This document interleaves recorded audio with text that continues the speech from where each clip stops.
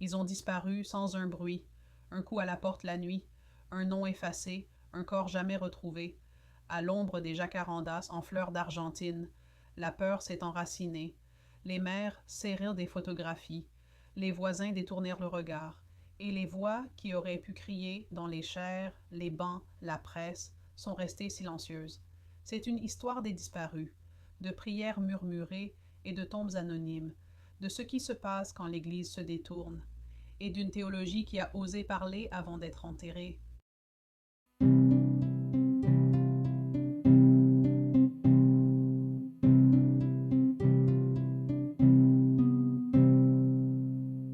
Bienvenue à Gateway Books par Crescents, le podcast où la fiction historique ouvre la porte à l'histoire réelle. Je suis votre hôte, Cindy Cruz. Dans l'épisode d'aujourd'hui, nous pénétrons dans le calme fleuri de Les Jacarandas de Mark Whittle, un roman se déroulant pendant la guerre sale en Argentine, lorsque des dizaines de milliers de personnes ont été disparues par un régime militaire qui régnait par la peur, le secret et le contrôle. C'est une histoire enracinée dans l'absence, dans les espaces laissés par ceux qui ont disparu et dans les silences moraux qui ont contribué à rendre cela possible. Nous suivrons ce fil conducteur dans deux œuvres non fictives. Tout d'abord, la voix fondatrice de la théologie de la libération, Théologie de la libération de Gustavo Gutiérrez, un livre qui a réimaginé la foi, non pas comme une charité, mais comme une solidarité avec les pauvres. Nous nous tournons ensuite vers L'Église catholique pendant la guerre sale en Argentine de Gustavo Morello, un regard sans concession sur ce qui se passe lorsque la foi et le pouvoir deviennent trop étroitement liés. Il ne s'agit pas seulement de religion, il s'agit de complicité, de ce qui est perdu lorsque les institutions qui façonnent nos valeurs choisissent la protection plutôt que la conscience. Commençons. Cela commence avec la certitude de Daniel. Il est jeune, idéaliste et inébranlable dans sa conviction que l'Argentine sombre dans le chaos. Lorsque son oncle, un officier de la police fédérale, est tué dans une attaque inattendue, cela confirme ce que Daniel soupçonnait déjà. La nation doit être défendue de l'intérieur. Il rejoint la police fédérale, non pas à contre-cœur, mais avec détermination. Il se voit comme faisant partie de quelque chose de juste, une force stabilisatrice dans un pays qui se déchire. Ses premières missions sont simples. Observer ses camarades à l'université, écouter, rapporter, garder le pays en sécurité. Il croit que c'est important, que la subversion commence par des réunions, des livres et des chuchotements. Puis Eva arrive. Elle est brillante, intrépide, profondément enracinée dans la résistance. Ses parents ont été emportés par le régime lorsqu'elle était enfant. Son frère, un prêtre, prêche la théologie de la libération, un évangile de solidarité avec les pauvres, fondé sur la justice et la résistance. Daniel est attiré par elle. Il commence à ressentir de l'empathie, à sentir les contradictions qui l'oppressent, mais il continue de rédiger ses rapports. Il ne la nomme jamais. Il essaie même de détourner l'attention. Mais les informations qu'il a déjà fournies, recoupées avec les rapports d'autres personnes, suffisent. Un après-midi, en rentrant chez lui, il passe par la plaza de Mayo. Il voit les mères marcher en cercle, des foulards blancs sur la tête, des photos de leurs enfants à la main. Il les regarde et ne ressent rien. Leur chagrin fait encore partie de l'histoire de quelqu'un d'autre. Puis tout se fracture. Eva disparaît, son frère, le meilleur ami de Daniel, disparu sans avertissement, sans procès, sans retour. Il commence à comprendre non seulement ce qui s'est passé, mais aussi ce qu'il a fait. Les rapports, l'hésitation, l'inaction, le régime qui l'a autrefois soutenu n'a plus besoin de lui. Il est rejeté, emprisonné, abandonné par la machine qui l'a autrefois servi. Lorsqu'il est libéré, il ne tente pas de reprendre sa vie d'avant.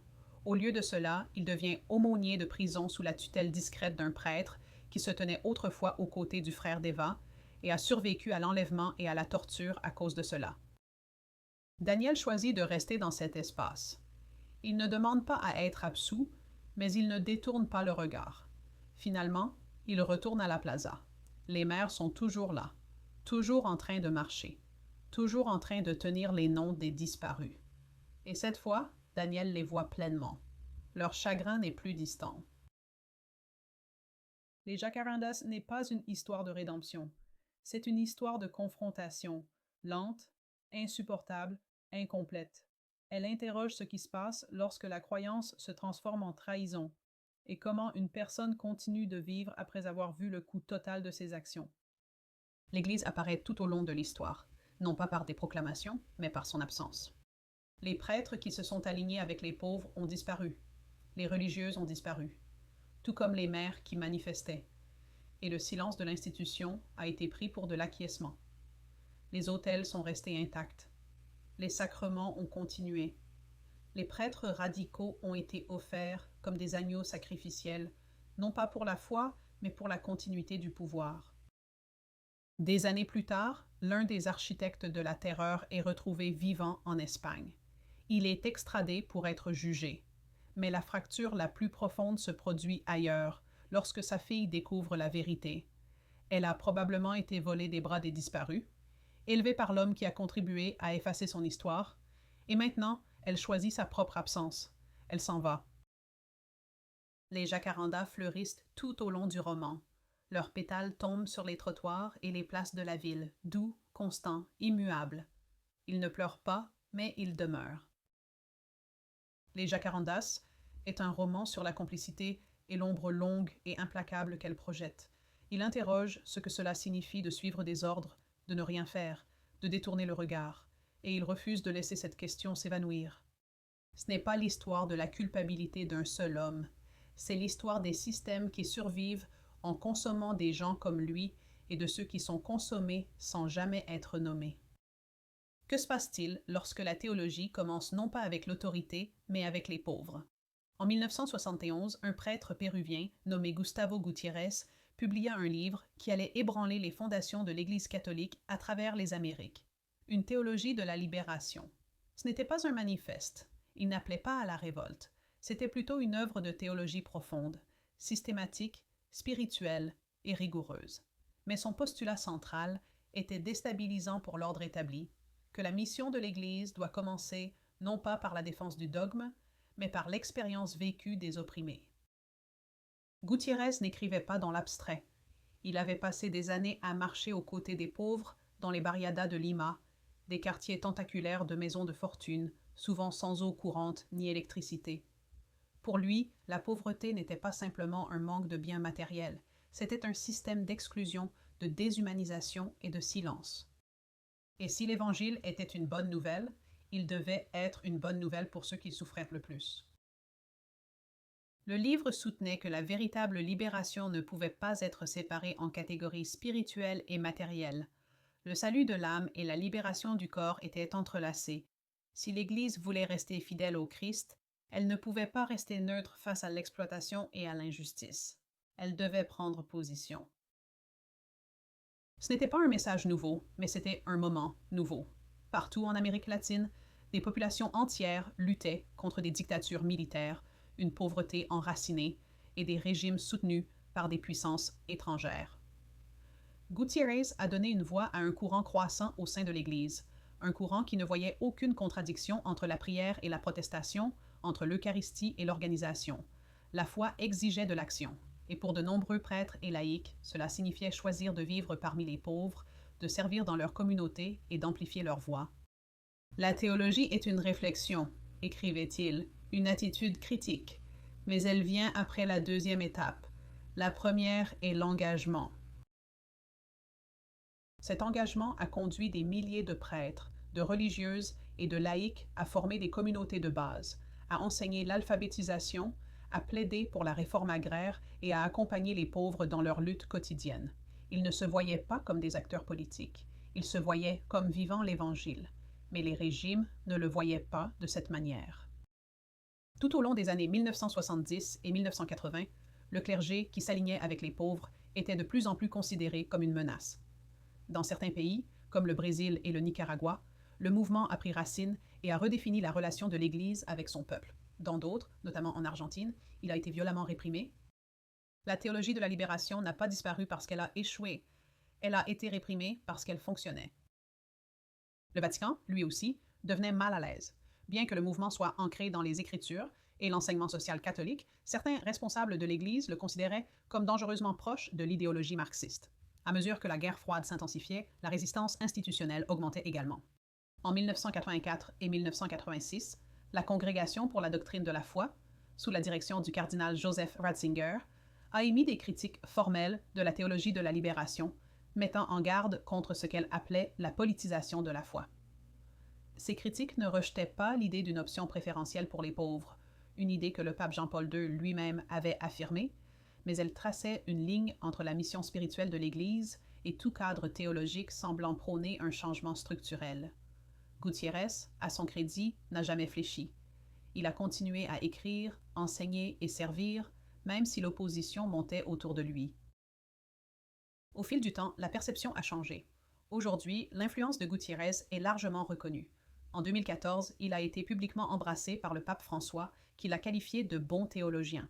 Les idées qui suscitaient autrefois la méfiance façonnent désormais les positions officielles de l'Église sur les inégalités économiques, la responsabilité environnementale et la migration. Mais cette évolution a été lente, et seulement après que beaucoup aient été réduits au silence.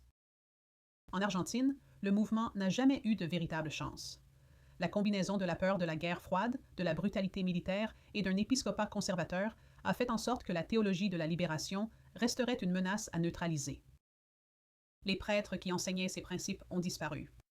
Les religieuses qui servaient dans les bidonvilles ont été assassinées. Le silence de la hiérarchie de l'Église, son refus de s'exprimer, a été perçu par beaucoup comme de la complicité. Et dans certains cas, cela allait plus loin.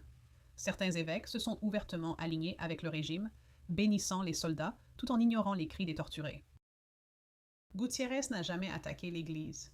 Il a demandé si elle suivait vraiment le Christ, si elle croyait encore que Jésus se trouvait non pas dans les palais, mais dans les prisons, non pas dans le triomphe, mais dans la croix. La théologie de la libération n'était pas une révolution. Le livre de Gutiérrez n'offre pas de programme politique. Il pose des questions plus profondes. À quoi sert la théologie? Pour qui est-elle écrite? Et comment la foi doit-elle répondre lorsque le monde est en feu?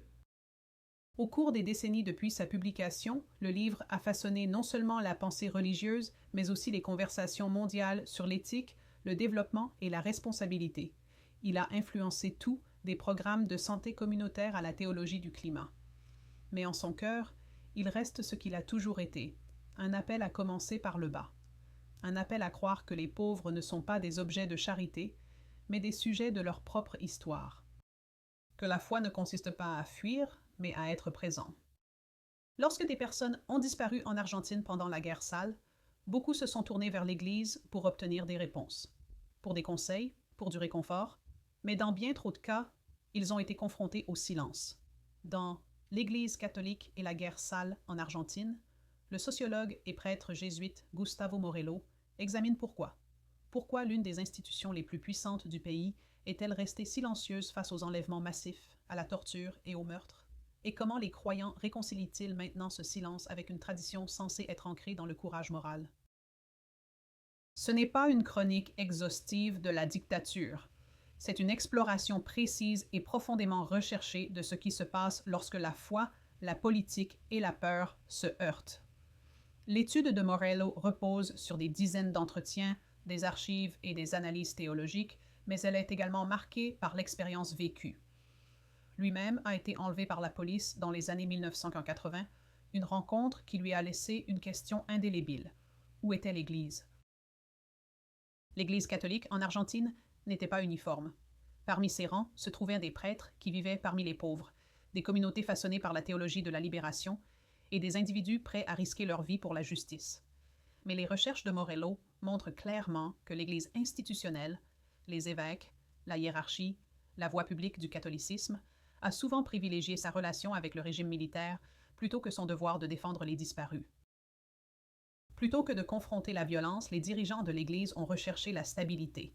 Défier le régime, c'était risquer de perdre l'influence politique, l'accès et peut-être même la position privilégiée de l'Église dans la société argentine. Mais ce faisant, ils ont abandonné quelque chose de bien plus essentiel, leur rôle d'autorité morale. Même lorsque les responsables savaient que des personnes étaient enlevées, l'instinct dominant était de rester silencieux.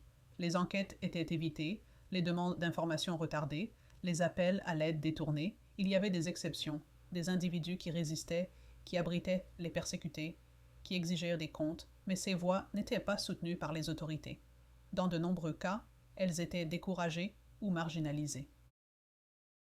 Morello soutient que l'institution a choisi l'autopréservation plutôt que le témoignage prophétique. Ce faisant, elle a perdu sa crédibilité non seulement auprès des familles des victimes, mais aussi auprès d'innombrables Argentins qui ne pouvaient comprendre comment de telles atrocités pouvaient se dérouler alors que les chairs restaient silencieuses. Le livre raconte des cas poignants de prêtres et de religieuses qui ont pris position et le prix qu'ils ont payé. L'un des cas les plus connus est l'enlèvement des pères Orlando Iorio et Francisco Jalic, deux prêtres jésuites servant dans un bidonville de Buenos Aires en 1976. Ils vivaient parmi les pauvres, répondaient à leurs besoins et étaient perçus par le régime comme sympathisants des causes de gauche. Ce soupçon était suffisant. Ils ont été kidnappés, détenus pendant 5 mois et torturés avant d'être libérés. Le provincial jésuite de l'époque, Jorge Mario Bergoglio, qui deviendra plus tard le pape François, a été critiqué pour ce qu'il a fait ou n'a pas fait pour les protéger. La vérité sur son rôle reste débattue, mais l'affaire illustre le brouillard de complicité entourant les actions de l'Église à cette époque. D'autres n'ont pas survécu.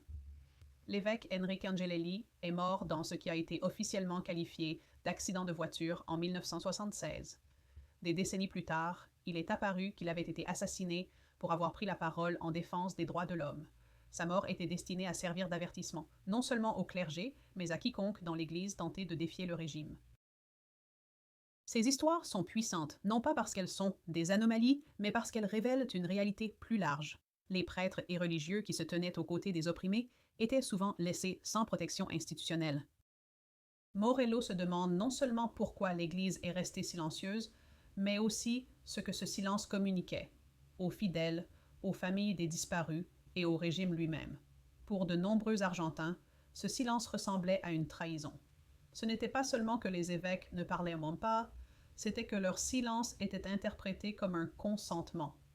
La dictature pouvait y voir une couverture morale, l'assurance qu'il n'y aurait aucune condamnation depuis la chaire. Cela a cultivé ce que Morello appelle une théologie de l'ambiguïté. L'Église maintenait un langage de paix, de tradition et d'ordre, mais cette neutralité même est devenue une forme d'acquiescement. En refusant de nommer les crimes, ils ont permis qu'ils continuent. Et oui, il y avait des lettres privées aux responsables gouvernementaux, des interventions discrètes pour obtenir des libérations, des conversations tranquilles à huis clos. Mais dans l'arène publique, l'espace où le régime tirait sa légitimité, la voix de l'Église était largement absente. Cette absence n'était pas accidentelle, elle était calculée. Après la chute de la dictature et l'émergence de la vérité sur les disparitions, certains dirigeants de l'Église ont reconnu leurs échecs. Il y a eu des excuses, des déclarations occasionnelles de regret. Quelques évêques ont admis que l'Église n'avait pas fait assez pour défendre les sans-défense. Mais il n'y a pas eu de grande remise en question, pas d'enquête formelle au sein de l'Église, pas de confession unifiée des torts. Cette histoire non résolue pèse encore lourdement pour les survivants, pour les enfants des disparus, et pour un pays qui navigue encore entre foi et mémoire. Le récit de Morello n'est pas une accusation contre chaque prêtre ou évêque, ni une idéalisation de ceux qui ont résisté. C'est un regard lucide sur les choix qu'une institution fait sous pression, comment elle définit la prudence, comment elle justifie le silence et comment ces décisions résonnent à travers les générations. Et cela pose la question, face à la violence de l'État, le silence est-il jamais neutre ou est-il, à sa manière, une réponse? Quand nous regardons en arrière les années de la guerre sale en Argentine, il est facile de se concentrer sur les actes de violence les plus visibles, les enlèvements, les centres de torture, l'absence obsédante laissée par les disparus. Mais l'histoire ne se déroule rarement en ligne nette et précise. Souvent, elle évolue de manière silencieuse, presque imperceptible, dans les réunions non tenues, les mots non prononcés, les lettres jamais envoyées. L'histoire que nous avons explorée aujourd'hui nous rappelle que les institutions, comme les individus, sont façonnées autant par ce qu'elles choisissent d'ignorer que par ce qu'elles poursuivent activement. La théologie de la libération portait une prémisse radicale. La foi exigeait la solidarité avec les pauvres et les opprimés. Dans d'autres pays, elle a pris racine et s'est épanouie en mouvements qui ont remodelé des communautés. En Argentine, elle s'est flétrie tôt étouffées sous la pression et la peur, ses branches coupées avant qu'elles ne puissent porter des fruits. Et pourtant, dans les fissures laissées derrière, des individus continuaient d'agir. Un prêtre risquant sa vie pour dire la vérité, une mère refusant de cesser de demander où est passé son enfant, des amis tenant des veillées à l'ombre des soldats. Ces actes étaient petits comparés à la machine qu'ils affrontaient, mais en eux résidait l'insistance obstinée que certaines vérités ne peuvent être effacées. Des décennies plus tard, la justice arrive par mesure partielle et retardée, un procès ici, une confession là. Mais peut-être que le véritable bilan ne se trouve pas dans les tribunaux. Ce n'est pas la manière dont la société choisit de se souvenir, d'enseigner à la prochaine génération non seulement ce qui s'est passé, mais aussi à quel point il était facile pour le silence de se faire passer pour de la neutralité. En fin de compte, la foi, qu'elle soit en Dieu, en la justice ou en autrui, est mise à l'épreuve non seulement par des moments de grand risque, mais aussi par cette lente érosion de notre volonté de soutenir ceux qui souffrent. Ce que nous faisons et ce que nous ne faisons pas laissent tous deux leur empreinte. Merci d'avoir passé du temps avec moi sur Gateway Books par Crestance. Chaque épisode est une invitation à s'attarder avec une histoire, à la laisser défier notre vision du monde, à nous émouvoir de manière inattendue, à porter ces questions longtemps après la dernière page. J'espère que ces conversations vous offriront non seulement des livres à lire, mais aussi des idées à débattre et des moments à revisiter. Si vous visitez crestance.com, vous trouverez bien plus que des épisodes passés et des listes de lectures sélectionnées. C'est un espace où les lecteurs se sentent chez eux, rempli d'articles sur le thème des livres, de cadeaux réfléchis et de décorations pour la maison qui célèbrent les mondes que nous explorons à travers les pages. C'est là où l'acte de lire dépasse le livre lui-même, pour s'inviter dans les espaces où nous vivons et partageons, gardant l'esprit d'une bonne histoire à portée de main. Les histoires que nous avons explorées aujourd'hui portent le poids de l'histoire et la persistance silencieuse de la mémoire. Elles nous rappellent que ce que nous choisissons d'ignorer façonne le monde tout autant que ce que nous choisissons de défendre. Elles nous invitent à réfléchir au silence que nous acceptons, aux vérités que nous osons nommer et au courage qu'il faut pour se tenir aux côtés de ceux qui souffrent. Puissions-nous partir d'ici prêts à nous souvenir, prêts à voir et prêts à prendre notre place parmi ceux qui refusent de détourner le regard.